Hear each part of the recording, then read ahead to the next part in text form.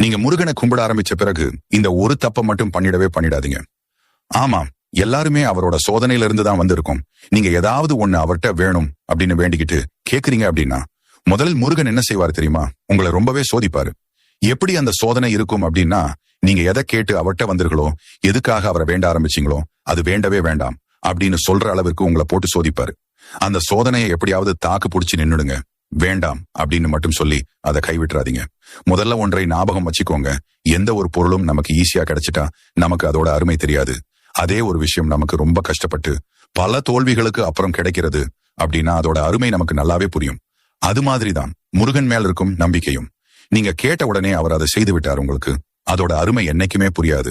அவரது பக்தர்களை அவர் எப்போதுமே கைவிடவே மாட்டாரு. முருகன் பக்தன் அப்படின்னா சும்மா இல்லை. வாழ்க்கை அப்படி ஒன்றும் எளிது இல்லை. அதுல கஷ்டம், நஷ்டம், துன்பம், இன்பம், துயரம் இப்படி எல்லாம் கலந்துதான் இருக்கும் என்றைக்குமே. இதை நாம் தான்